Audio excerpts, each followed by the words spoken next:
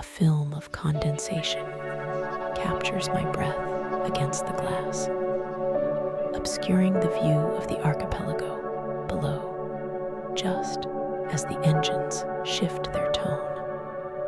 It is a deep, vibrating hum that seems to massage the very frame of the cabin, signaling that the descent is no longer a concept, but a physical reality. Through the small oval window, the world is a painting of slate gray and deep indigo, where the ocean meets the rugged coast in a handshake of white foam. The light here is different. It does not fall from above so much as it radiates from the horizon, a low, pearlescent glow that turns the afternoon into an eternal twilight. The cabin pressure equalizes with a soft pop in my ears. The heavy mechanical whine of the turbines begins to spool down, replaced by the rustle of fabric and the soft clicks of seatbelt buckles being released. I remain seated for a moment, letting the stillness settle over me. There is no rush. The aisle clears, leaving an open path of gray carpet that invites a slow, deliberate exit. My hand finds the handle of my carry-on bag. The grip is cool and solid.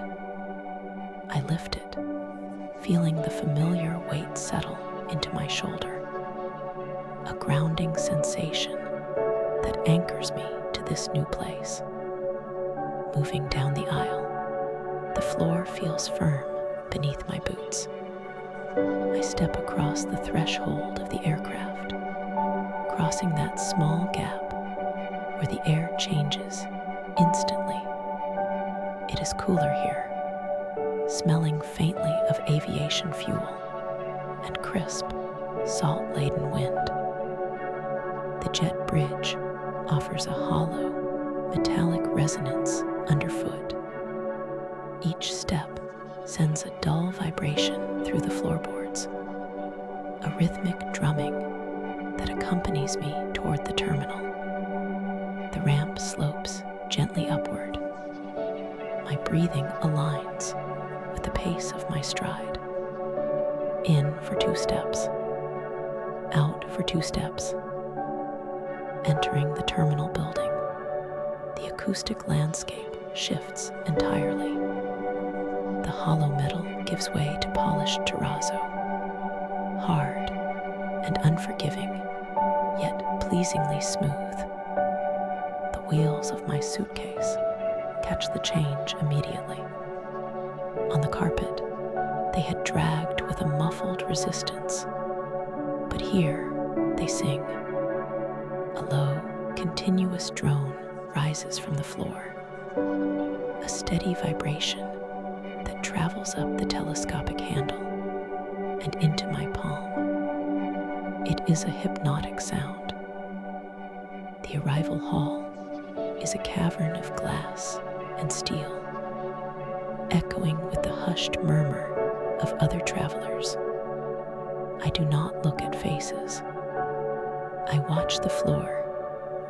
The tiles are speckled with quartz, reflecting the overhead lights in blurry stars.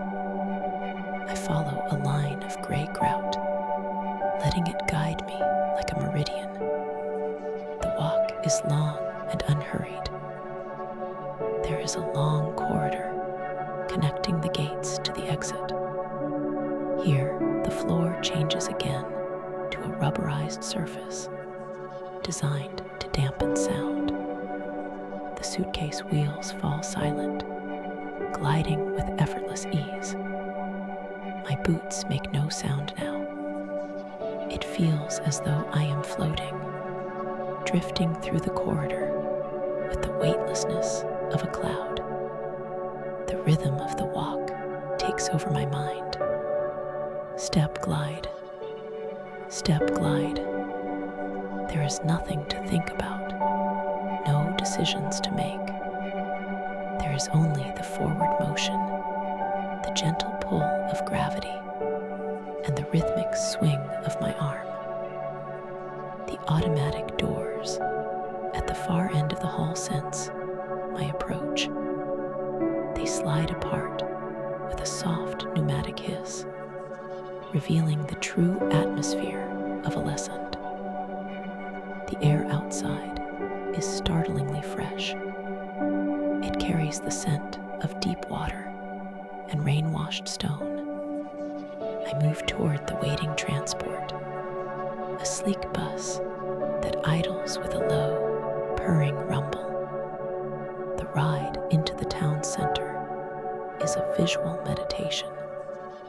We pass through tunnels carved deep into the rock, where the orange lights flicker past like counting beads. We emerge onto bridges that span the dark, glassy water of the fjords. The town reveals itself not all at once, but in layers. Art Nouveau facades rise from the water's edge, their pastel colors softened by the gray sky. Turrets and spires reach up, mimicries of the mountains that stand guard in the distance. I see a reflection of a yellow building in a canal, the image wavering slightly in the ripples, disjointed and dreamlike. The hotel lobby is small and quiet. A heavy carpet swallows the sound of my arrival. The key card creates a soft click, and I push open the door to my room.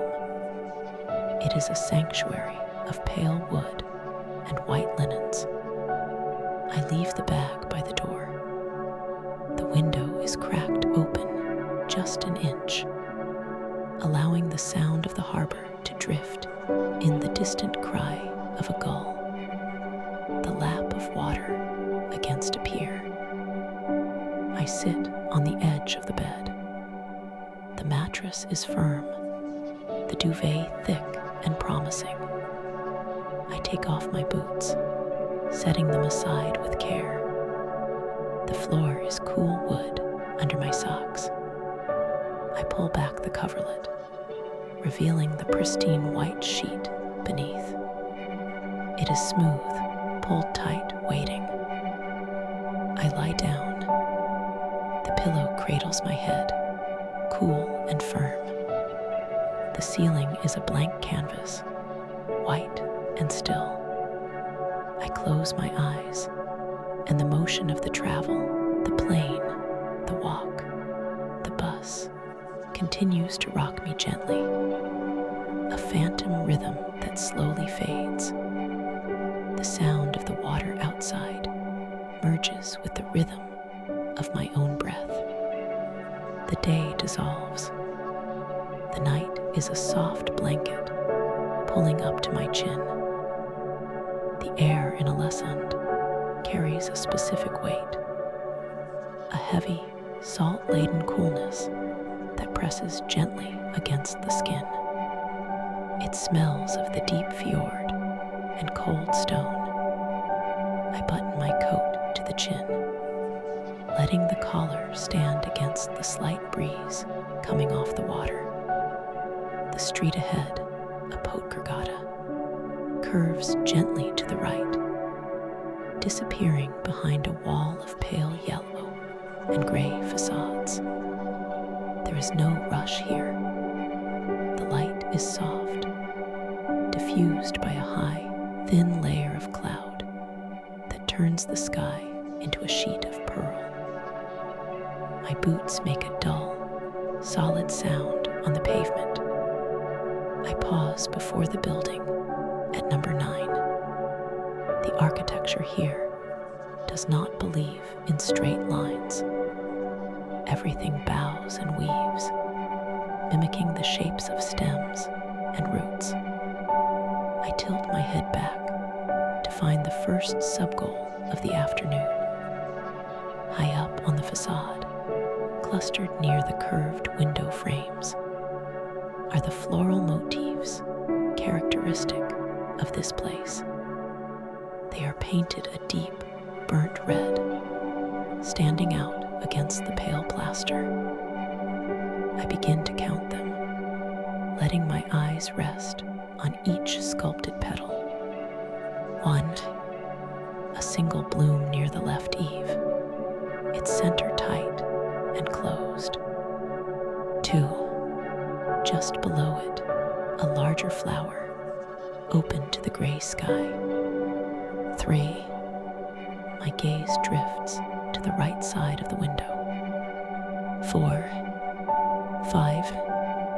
They are like poppies preserved in masonry, a permanent garden blooming in the Nordic chill. I trace the green vines connecting them, thick ribbons of plaster that seem to grow directly out of the wall. 6. 7. The counting settles my mind, aligning my breathing with the visual rhythm of the red petals. Leaving the red flowers, I drift further down the street toward the heavy granite presence of the Swan Pharmacy. This building anchors the corner, a fortress of rough-hewn stone that feels as old as the mountains rising in the distance. The entrance is a cavern of shadow. I step closer, drawn to the texture of the rock. This is where the stone dragons live. I reach out, running a gloved hand over the cold, rough surface of the archway. The granite is coarse, biting slightly into the fabric of my glove. I trace the sinuous line carved into the side of the portal.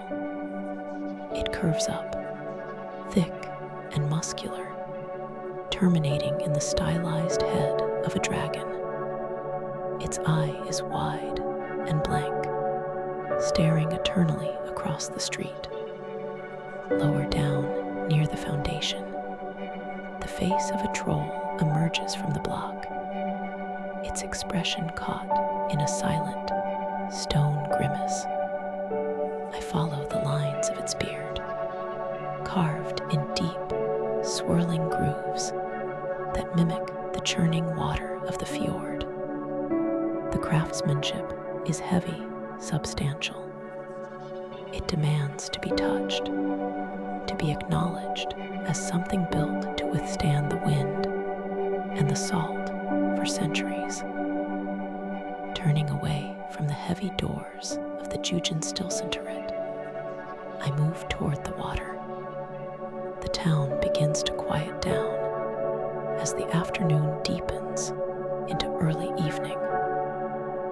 Here, the rhythm of the walk takes over. I find the edge of the canal, where the walkway is wide and flat. The sensation of movement becomes the only thing that matters. My left foot strikes the ground, then my right. There is a soothing monotony to it. The sound of my steps is low and rhythmic, a steady percussion against the backdrop of silence. I do not look at the buildings anymore. I look at the gray path stretching out ahead. Step, step, step. The air feels cooler now, settling into the spaces between the buildings, filling the streets with a damp, fresh presence. I keep my hands deep in my pockets. The fabric of my coat brushes against my wrists with every stride. It is a long, straight path, and I allow my mind to empty of details. There are no carvings here, no colors to count, only the gray of the stone and the gray of the water beside me.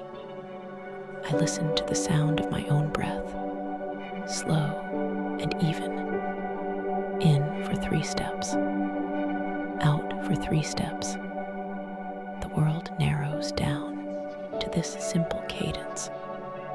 The visual noise fades away, leaving only the sensation of gravity and momentum. I am just a moving point in the quiet evening, drifting forward without a destination, carried by the simple act of walking. The damp air touches my cheeks, cool and grounding. Step, step, step.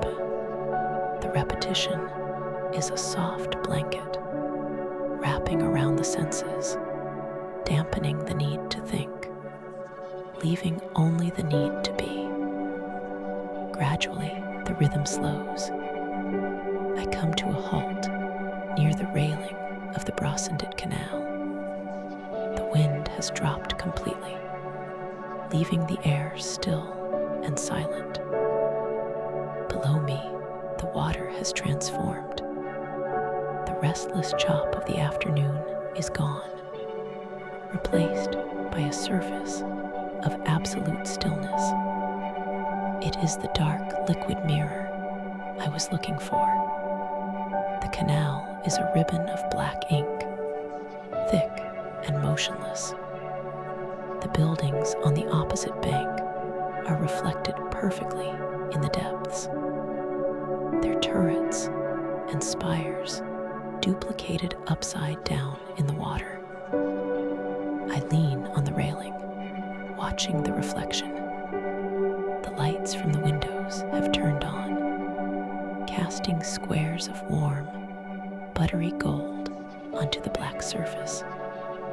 They do not shimmer. They hang suspended in the dark water, solid and unmoving. The separation between the real building and the reflected building blurs, until it is difficult to tell where the stone ends and the water begins. A single white boat sits moored nearby, its hull doubling in the mirror, white on black, perfectly symmetrical. The scene holds its breath.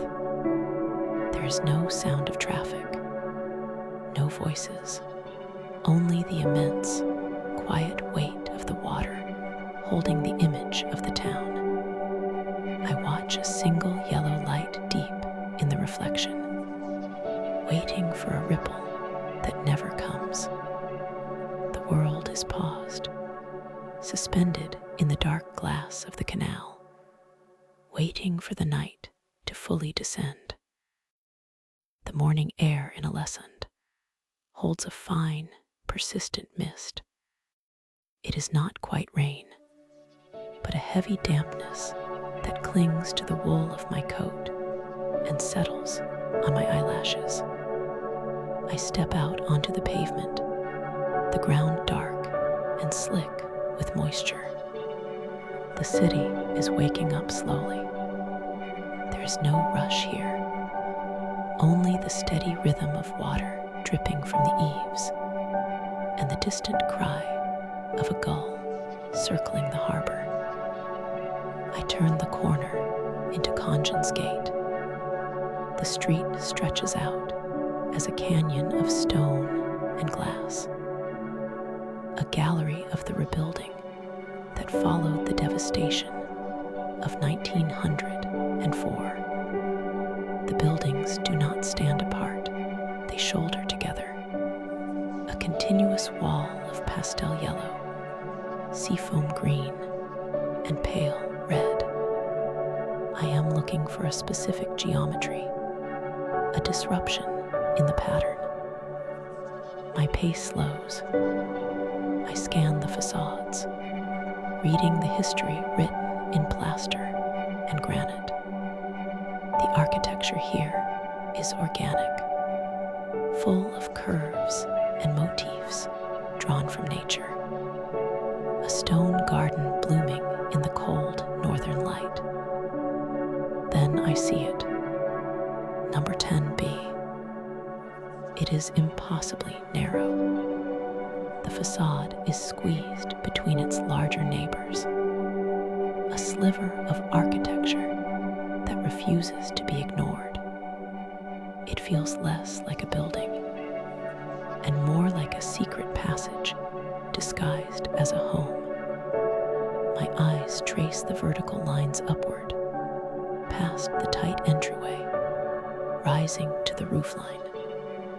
At the very top, the gable peaks sharply against the gray sky, an acute angle that pierces the low clouds. Below the roofline sits the oval window. It is framed in stone, shaped like a heavy-lidded eye watching the street below. The glass is dark, reflecting nothing but the shifting weather. There is a quiet dignity in its compression, a tall, thin breath held between the wider structures. I linger for a moment, memorizing the curve of the window frame before moving on. The street begins to curve, leading me away from the tight rows of houses and toward the open green space at the foot of the mountain. The transition to Biparkin is soft. The sound of boots on cobblestone gives way to the crunch of wet gravel. The air feels different here, filtered through the needles of pines and the broad leaves of chestnut trees. The park sits at the base of Mount Axla, a resting place before the stone rises sharply upward. In the center of the path stands the quiet obelisk.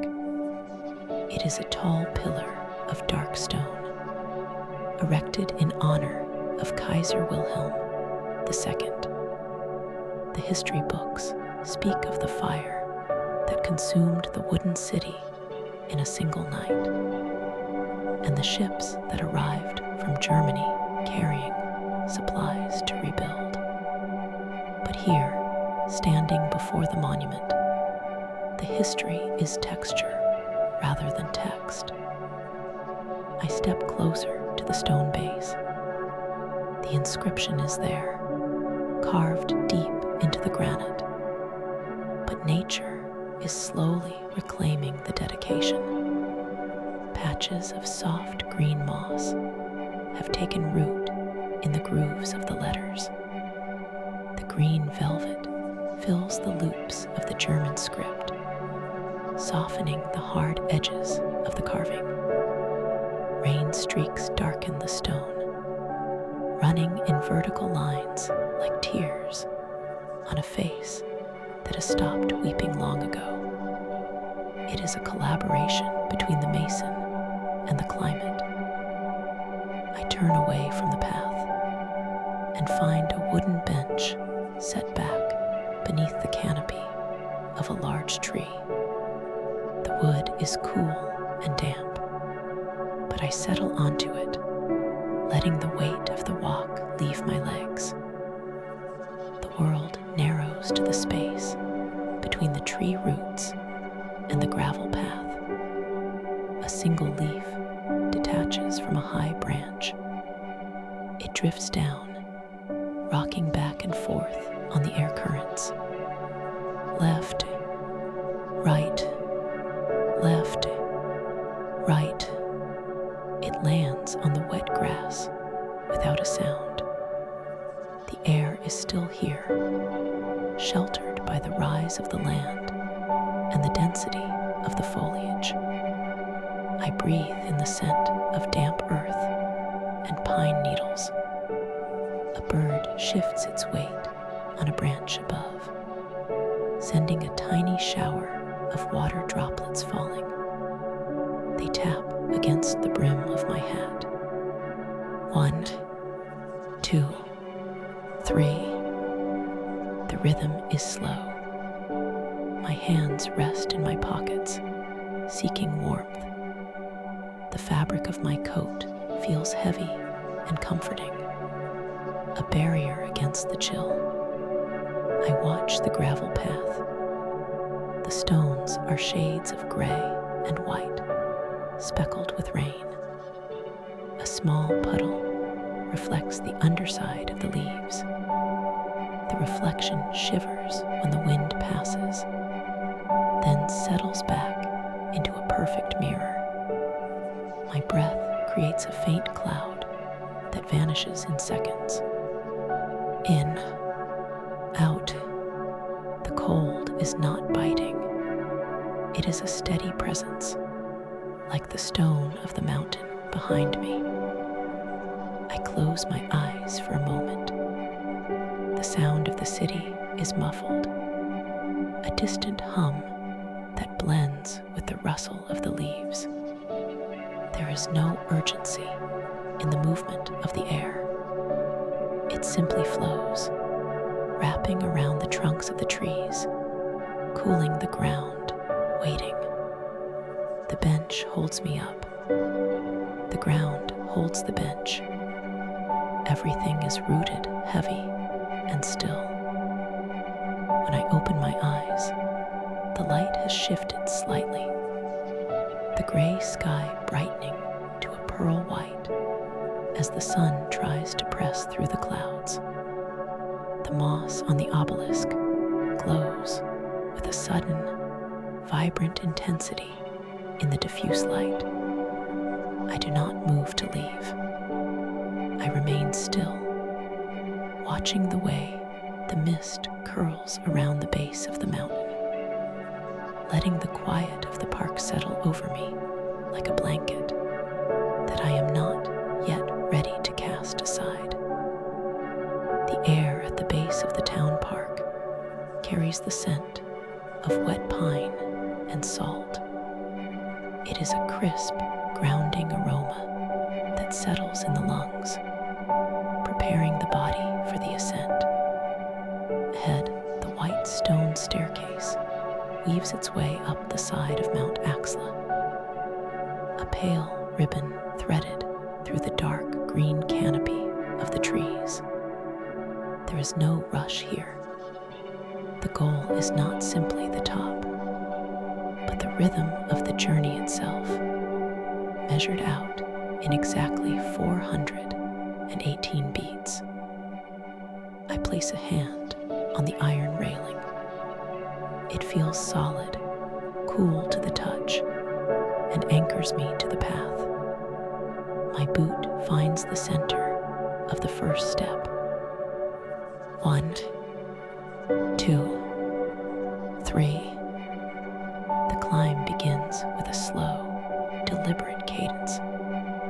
There is no sound but the scuff of rubber soles against the granite and the rustle of leaves overhead. The city noise fades into a distant hum, replaced by the immediate, steady metronome of movement. 4, 5, 6. My breath aligns with the motion. Inhale for 2 steps, exhale for 2. The air grows cooler as the elevation rises, brushing against my cheeks with a refreshing dampness.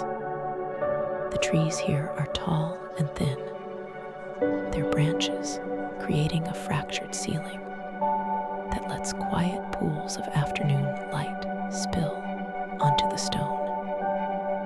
7, 8, 9. Muscles warm to the task. The repetition becomes hypnotic, a singular focus that pushes away all other thoughts. There is only the step in front, the gray texture of the rock, and the sensation of lifting upward. 10, 11, 12. This is a long, unbroken chain of movement. The railing glides under my hand, a continuous guide. I do not look up to see how far remains, nor do I look back to see how far I have come. I simply exist in the counting, rhythm is a pendulum, swinging steadily. Step, breath, step.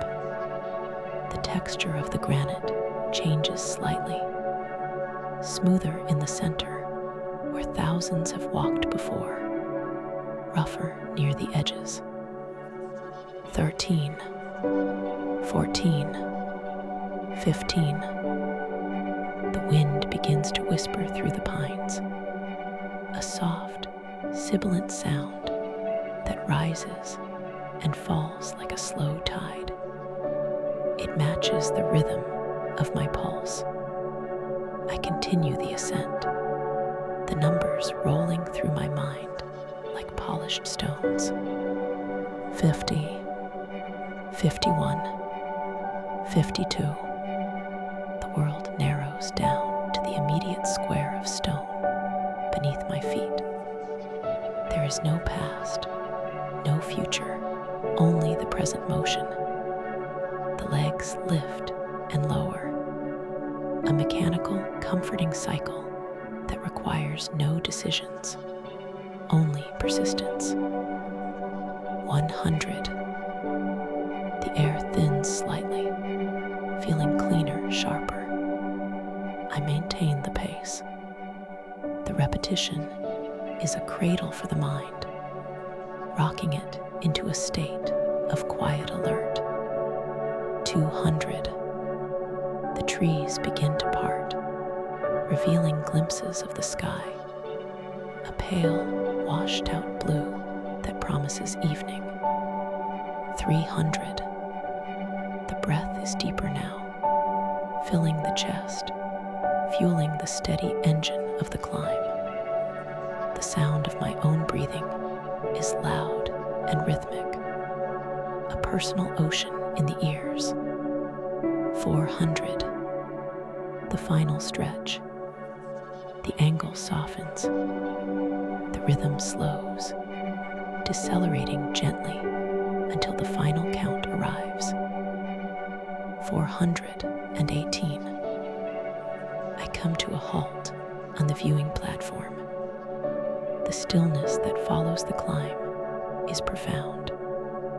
Below, the town of Ålesund drifts on the water, like a collection of scattered jewels. The architecture is a mosaic of pastel yellows, reds, and creams, clustered on the hook-shaped islands that reach out into the Atlantic. From this height, the water of the fjord is a deep, silent navy, holding the islands in a firm embrace. I linger here, letting the heart rate settle, watching the tiny white wakes of fishing boats stitch the islands together. Gravity assists the return, guiding me down a winding path that bypasses the stairs and spills gently onto the streets below. The transition from the high, windy overlook to the sheltered pavement of Skansegata is gradual. The wind dies down, replaced by the stillness of the town center. I find a spot near the pedestrian crossing, where the harbor water comes right up to the stone embankment. The sun is beginning its slow descent, casting long, golden shadows across the Art Nouveau facades. This is the time I have been waiting for. The locals call it the quiet hour, but to me, it is the mirror hour. The wind has vanished completely. The surface of the harbor, which was choppy and textured only an hour ago, begins to smooth out. It is a transformation that happens imperceptibly. One moment, there are ripples, the next, there is glass. I lean against the harbor wall, watching the water. Across the narrow channel, a row of turreted buildings stands tall. They are painted in soft hues of apricot, sage, and slate blue. Their rounded towers and intricate ornamentation reflecting the style of a century past. As the water settles, the reflection clarifies. At first, the image in the water is hazy, a trembling impression of the buildings above. But as the minutes pass, the surface tension holds firm. The water stops moving. The reflection sharpens. The apricot turret appears in the depths, inverted but perfect. The slate blue roof joins it. The windows, dark and rectangular, are duplicated with geometric precision. I watch the waterline, the specific point where the gray stone of the foundation meets the dark water. This is the sub-goal. The line, as the sun dips lower, bathing the scene in a twilight glow, the separation vanishes. The stone wall above and the stone wall below fuse into a single, continuous structure. The water is so still it becomes invisible, acting only as a lens. There is no up or down, only a continuous loop of pastel towers and stone foundations, suspended in a void of perfect clarity. The real world and the dream world have touched. The light softens further, turning the sky a dusty violet. The colors on the water deepen, the apricot turning to amber, the sage to emerald. A single street lamp flickers on across the water, and its twin ignites instantly in the depths below. I remain by the rail, breathing in the salt-heavy air, watching the perfect stillness hold the city in its double grasp. The evening settles around the harbor like a heavy, velvet blanket, quieting the last of the day's movement. I let my gaze drift along the horizon where the sea meets the sky, the line there blurring just as the water blurred with the stone, until everything is a soft, seamless gradient of blue. The water in the harbor creates a mirror for the stone city. Turrets and spires, usually so solid against the sky, are now trembling phantoms on the surface of the fjord. I watch them for a long time. The reflection captures the pale yellows and reds of the Art Nouveau facades, mixing them with the deep, cold blue of the water. It is a watercolor painting that dissolves and reforms with every breath of the wind, leaving the stone center behind. The ground beneath my boots changes. The smooth, engineered pavement gives way to the texture of Malavan. This is the street that the fire missed. The air feels different here, heavier with the scent of old timber and tar. The houses are not the tall, ornamented stone castles of the center, but low, wooden structures that huddle together against the coastal drafts. They are painted in muted tones that seem to absorb the quiet afternoon light. I drift along the edge of the road. Above me, the street lamps arch outward on elegant, dark metal necks. They are unlit in the daylight, yet they still command attention. The low sun casts their silhouettes onto the gravel and asphalt below. I trace these ironwork shadows with my eyes. They are intricate loops and curves, black ink spilled onto the gray ground. As the sun dips lower, the shadows stretch, pulling the curling patterns into long, thin fingers that reach across the street. The road curves gently, leading away from the shelter of the wooden houses and toward the open water. Ahead lies the molo, the long stone breakwater that protects the harbor from the mood of the open sea. I step onto the concrete path that runs along the top of the jetty.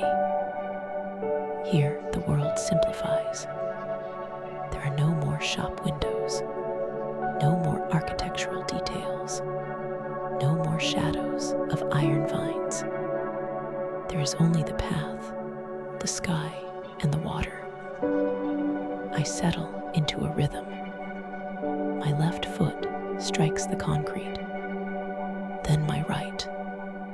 The sound is a dull, flat thud that is immediately swallowed by the vastness of the air. I do not hurry. The path is a straight gray line bisecting the blue. To my left, the water is calm, held still by the wall of stone. To my right, the open fjord breathes against the rocks. One step, the air is cool against my cheeks. Another step, the wind is a constant presence here. Not a gust, but a steady, pressing weight that pushes back against my shoulders. I lean into it slightly. The sensation is grounding. It requires a minute, continuous adjustment of my balance. A conversation between my body and the air. I keep my eyes on the horizon, where the gray of the sea meets the lighter gray of the sky. There is no distinct line, just a soft gradient of vapor. The rhythm of my walking takes over. Step, breath, step, breath. The repetition clears the mind of noise. I focus on the sensation of my heels making contact with the ground. The vibration travels up through the soles of my boots. It is the only solid thing in a world of fluid motion.